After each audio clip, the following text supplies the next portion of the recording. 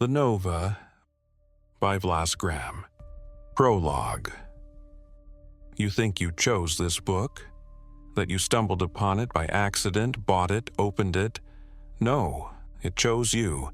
You have been here before. You have read these words, you just don't remember. Do you feel it? The weight of the book in your hands. The pressure behind your eyes, as if you've been staring at a screen for hours. The way the words don't just appear, they sink into your mind. What if these aren't your sensations? What if they were placed there, waiting to be recalled? You think this is a coincidence? You're certain this is your first attempt? Remember, a date, a number, a scent that doesn't belong here. Try to recall it. 091989. Say it aloud, out loud, reader. You heard something, didn't you? A faint noise in the room. Maybe a radio, maybe dripping water, maybe footsteps behind you. You are not alone. This is not your imagination. This is our greeting. You are not just reading this book.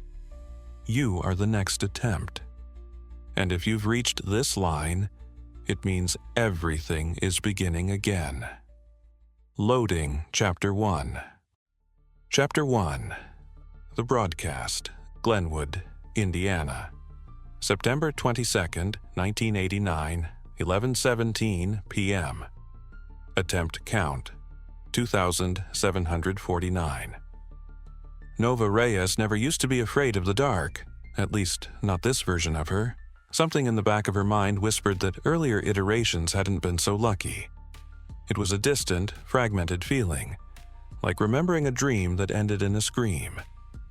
She had spent too many nights in alleyways, train stations, abandoned houses. But had she?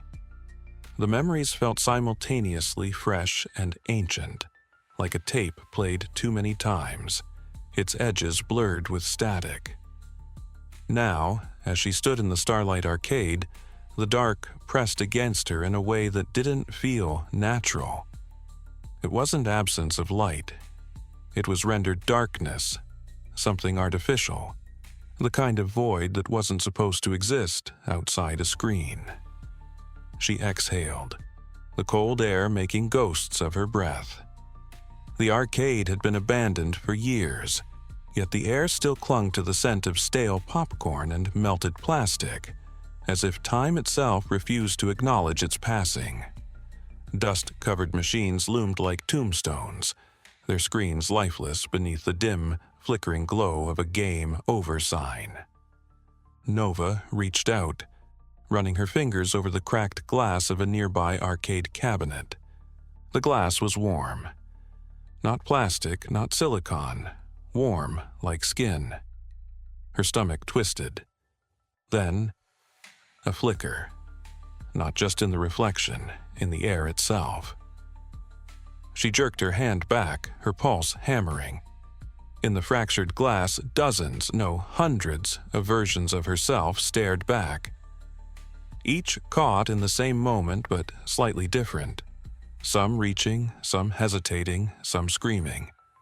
And in every reflection in the corner of the screen, a blinking cursor, waiting for input.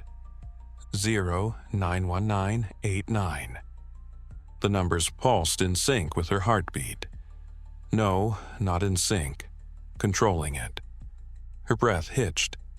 She knew those numbers. She didn't know how, but she knew. They were familiar in the way an old song was familiar, lodged somewhere deep, an echo of something she'd forgotten. Or something she was made to forget. A wave of nausea rolled through her, and for a split second, she had the terrifying thought that she wasn't the one playing the game. She was just another iteration running its script. She staggered back, her foot scuffing against something metal. The Sony CF580 boombox she had found in the manager's office sat on the floor, battered but functional. With a shaky breath, she twisted the dial. Static. But not just random noise. Patterned static. The air around her tightened, like unseen hands pressing against her ribs. The white noise wasn't sound anymore. It was something breathing. Then, testing. Nova's fingers locked around the boombox. Voice match found. Previous iteration 2748. The voice wasn't new. She had heard it before. In her dreams. In previous runs. In versions of herself that had failed. Her lungs felt like they were wrapped in barbed wire. Then, tap, tap, behind her. The sound didn't echo naturally. It wasn't even sound. It was code. Repeating. Perfectly measured. She turned. One of the arcade cabinets was unplugged, screen dead. But the darkness in the glass was too deep. It wasn't a reflection. It was a window. And then she saw it. Her own reflection. Only it wasn't her. The girl in the screen stood at the wrong angle, a few frames behind. Her movements were delayed, lagging. Her smile stretched too wide. Her teeth were too sharp. And then, without opening her lips, the reflection whispered, "Hello, sister." Nova's body locked in place. Relationship status. Conflicting data found. The boombox shrieked. Not static, but thousands of voices speaking in unison. Nova bolted. She tore through the arcade, crashed against the emergency exit, and stumbled into the cold night air. The street was empty. Too empty, like a rendering that hadn't fully loaded. She turned back. The arcade was still. Silent. Except, for a split second, she saw herself still inside. Trapped behind the glass. Watching. And in the flickering glow of the game over sign, she realized she wasn't alone. She never had been. The only question was, which version of reality was she running in now? Chapter 2. The Stranger. Glenwood, Indiana. September 23, 1989, 12:05 a.m. Timeline integrity compromised. Nova didn't stop running until her legs gave out beneath her. Her lungs burned, each breath dragging through her throat like barbed wire. The cold night air sliced through her hoodie, but it didn't feel normal. It felt programmed. Like someone had written the temperature, set it just low enough to make her shiver, but not enough to be dangerous. She hated that thought. She leaned against a rusted lamppost, pressing a trembling hand to her ribs. Her heartbeat skipped. No, it desynced. A sharp spike of nausea rolled through her stomach. She swallowed it down, forcing herself to focus. The street was empty, too empty. Storefronts stood silent, frozen in time. No passing cars, no distant hum of life, just a single neon sign buzzing in the darkness. Open 24/7. The words flickered, glitching. For a moment, the letters rearranged themselves. Safe zone accessed. Then, normal again. Nova exhaled sharply. Just a glitch, a trick of the light. But she knew better. That thing in the arcade had called her sister. And the worst part? It felt right. She forced her legs to move, her feet scraping against cracked pavement as she stumbled toward the gas and go. Location shift, gas and go. Words distort, then snap back into place like reality correcting itself. The gas and go looked real, but it felt like a placeholder. The fluorescent lights hummed in perfect rhythm. Too perfect. The shelves were lined with snacks, but every third row repeated. The same brand of chips, the same off-brand soda, the same crumpled receipt stuck to the counter. Timestamp frozen at 00:00 a.m. Nova stepped inside, and the smell hit her burnt coffee. And something else, wrong. It took her a second to place it. The smell was looping. Every 3.7 seconds, the exact same wave of burnt coffee and stale air reset, like a file playing on repeat. Her fingers tightened around the boombox, its plastic casing slick with sweat. The clerk leaned against the counter, rolling a plastic coffee stirrer between his fingers. He was tall, lanky, Metallica shirt slightly faded. His face was off. Not wrong. Not monstrous, just too smooth. Like an NPC rendered on low settings, movements just a fraction too practiced. He stared at her for a beat longer than necessary, then, pumps broken. His voice was flat, uninterested, but beneath the static crackle of the radio behind him, Nova heard another message. "Run, now!" Her fingers twitched. She swallowed. "I'm not here for gas."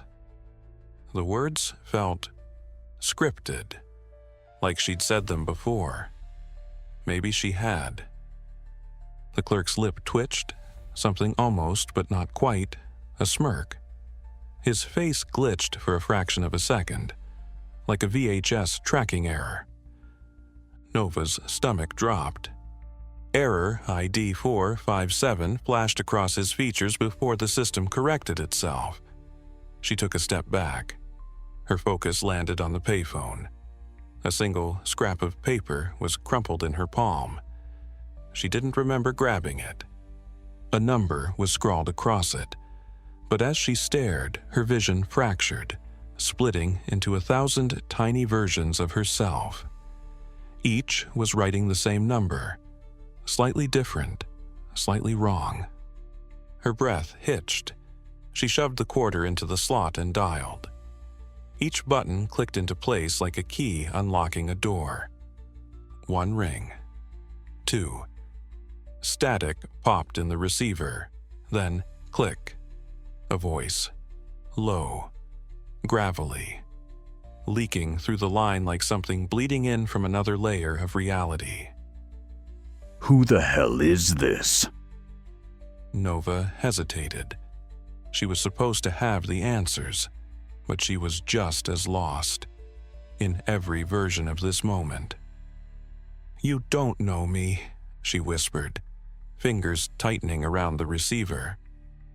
The glass of the phone booth reflected her words, but they weren't right.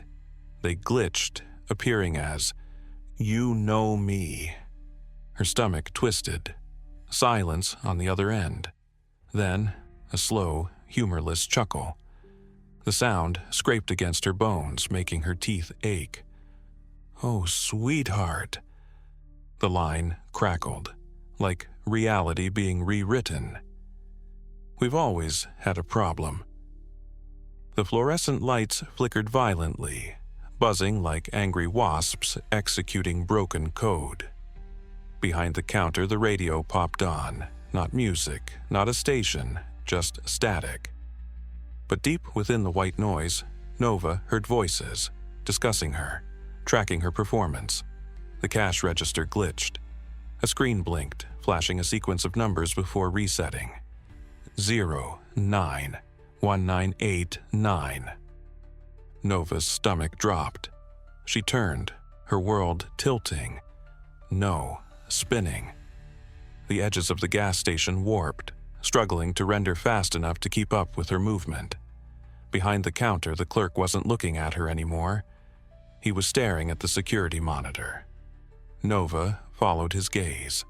The parking lot was empty, but she was standing there. A different version of her. In the footage, she was doing something completely different. The plastic coffee stir snapped between the clerk's fingers, perfectly in sync with the glitch. Nova froze. Slowly, she turned. The clerk wasn't watching the screen anymore. He was watching her, and he was still smiling. A smile that didn't reach his eyes. Because his eyes were now clusters of pixels, rearranging themselves into numbers 091989. The phone line went dead, leaving Nova in a silence that felt like the vacuum of space, or perhaps the space between code. Chapter 3. The Mechanic. Glenwood Auto Repair. September 23, 1989, 2:14 a.m. Kyle Barnes wiped the grease from his hands with an old rag, staring at the clock on the wall. 2:14 a.m. It felt later. It always felt later, in every iteration of this moment. The shop was empty. Just rows of silent cars waiting for repairs that no one would pick up until morning, if morning ever came. Outside, the highway stretched into darkness, headlights flashing past like dying embers in the void, each car a perfect copy of the last. The only sound was the slow, rhythmic drip, drip, drip of an oil pan. Kyle had counted once. The interval between drops was exactly 1.618 seconds, the golden ratio. Too perfect to be random. And the radio. The old cassette player on his workbench crackled with static, barely holding on to a signal. Kyle never changed the station. Country music, mostly. He didn't even like country. But messing with the dial always made the reception worse. Sometimes he caught glimpses of other stations, ones that didn't exist, playing songs that hadn't been written yet. Tonight, though, something was off. The music cut out. Kyle frowned. The static pulsed, distorted, like something was trying to push through from another layer of reality. Then, beneath the crackling noise, a voice. Muffled. Distant. Familiar. A whisper laced with something that made his skin prickle, forming goosebumps in perfect hexagonal patterns. "Kyle, help me." His breath caught, the rag in his grip turning into a vice. His heart pounded against his ribcage like a trapped animal, or like a system trying to break its programming. He knew that voice, had known it across thousands of iterations. Slowly, his pulse quickened as he turned toward the shop window. And there, through the darkened glass, he saw it. A faint reflection. But it wasn't his. It moved a fraction too late, like a scratched VHS tape struggling to catch up, or like a character model failing to sync with its animation. The reflection lifted a hand. Kyle's own arms hung at his sides. He hadn't moved, but somewhere, in another version of this moment, he had. His heartbeat thundered. The reflection tilted its head at an unnatural angle, its grin stretching, too wide. Then, without opening its mouth, it whispered, "Kyle, let me in." The fluorescent lights overhead flickered violently, their buzz forming words in Morse code. "She's coming again. Help her this time." The radio shrieked. Not static this time, but something high-pitched, metallic, like metal scraping against metal, like reality's gears grinding against themselves. Kyle stumbled back, knocking over a workbench. Tools clattered to the floor, each impact creating ripples in the fabric of space-time. When he looked up, the reflection was gone, but Kyle knew, deep in his chest, where a cold dread had sunk its claws, this was just the beginning.